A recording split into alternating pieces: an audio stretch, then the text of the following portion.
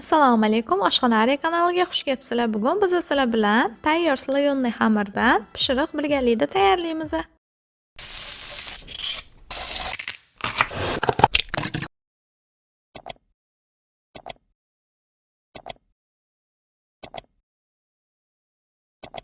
Kerakli mahsulotlarni ekranda ko'rishingiz mumkin.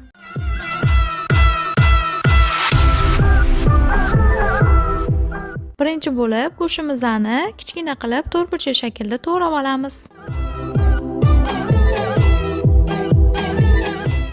Endi sabzavotlarimizni ham videoda ko'rsatilgandek mayda qilib to'g'rab olamiz.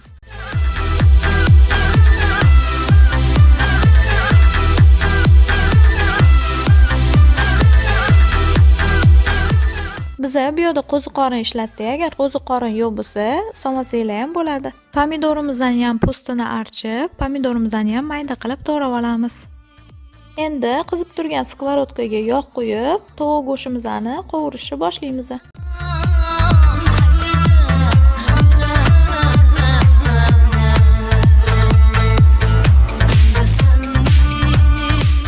Keyin sabzavotlarimizni ham har birini 2 daqiqadan birinma-ketin qovurib olamiz.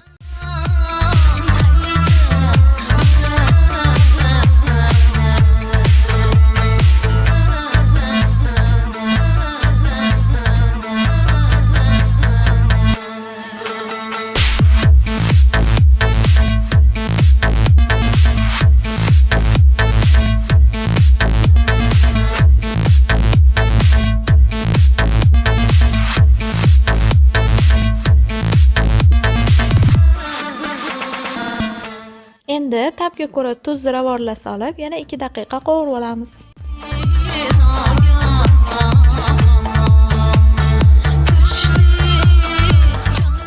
Endi nachinkamizning tagini o'chirib qo'yib, tayyor xamirimizdan konvertiklar yasashni boshlaymiz.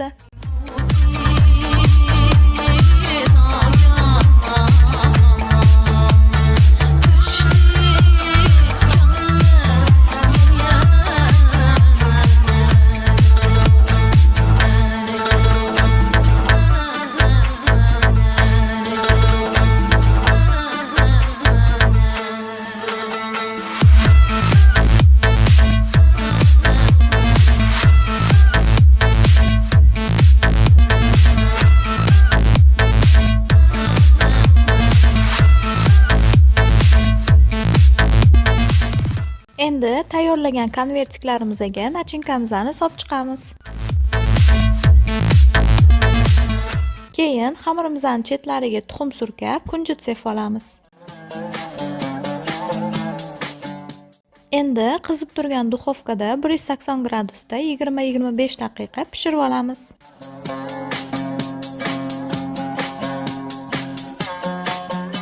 Pishishidan oldin tabga ko'ra sir solsanglar ham bo'ladi. Sir solgandan keyin yana 5 daqiqa duxovkaga qo'yamiz.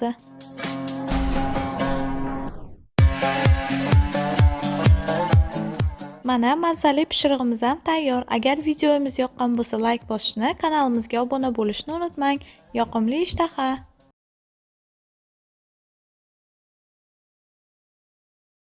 Assalomu alaykum, Oshxona Arya kanaliga xush kelibsizlar. Bugun biz sizlar bilan tez pishadigan hamda mazali salat birgalikda tayyorlaymiz. Buning uchun bizga 120 gram kopchonli kolbasa, 100 gram sir, 140 gram makkajo'xori konservalangan va 4 dona qoshiq mayonez kerak bo'ladi. Salatimiz uchun kolbasa bilan sirni videoda ko'rsatilgandek somoncha shaklida to'g'rab olamiz.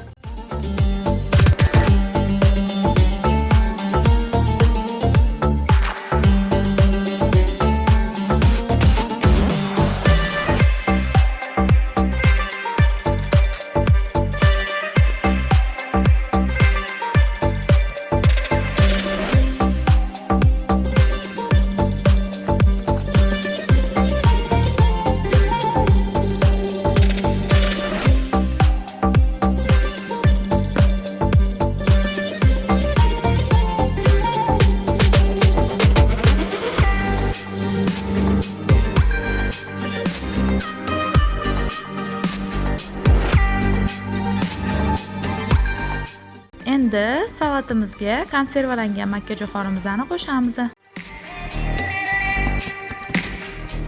Keyin mayonez solib, yaxshilab salatimizni aralashtirib olamiz. Salatimizni yaxshilab aralashtirganimizdan keyin 10 minutga tindirishga olib qo'yamiz.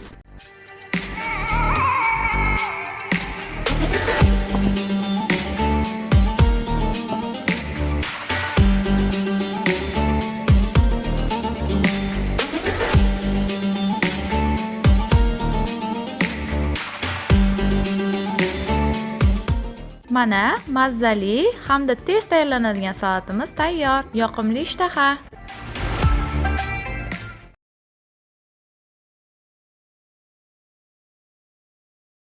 Assalomu alaykum, oshxonari kanaliga xush kelibsizlar. Bugun biz sizlar bilan qozon kabob tayyorlaymiz.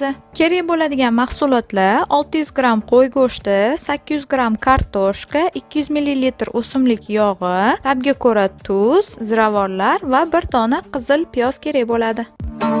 Birinchi bo'lib kartoshkalarimizni o'rtacha kattalikda kesib olamiz. Keyin piyozimizni ham yupqa dumaloq qilib kesib olamiz. Qizib turgan qozonga o'simlik yog'imizni quyib, qizdirib olib, kartoshkalarimizni qovurishni boshlaymiz.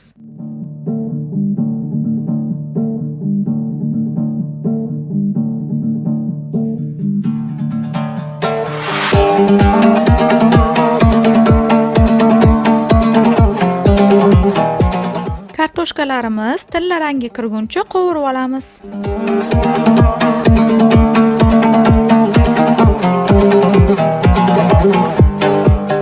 Endi go'shtlarimizni qovurib olamiz. Biz qozon kabob uchun qo'y robrishkalarini ishlatdik va bir kun oldin uni marinovka qilib qo'ydik. Sizlar ham iloji boricha qozon kabob uchun suyakli go'sht ishlatsanglar, juda ham mazali chiqadi.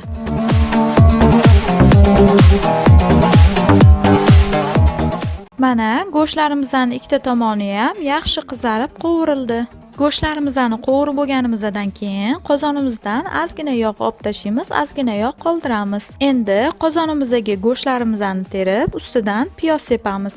Endi piyozimizning ustidan kartoshka terib, kartoshkani ustidan piyoz sepib va yana go'shtlarimizni terib chiqamiz. Keyin qozonimizning ustini yopib, 40 minutga past olovda qoldiramiz.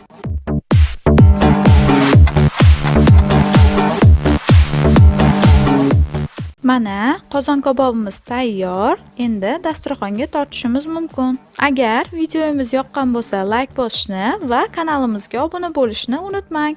Yoqimli ishtaha!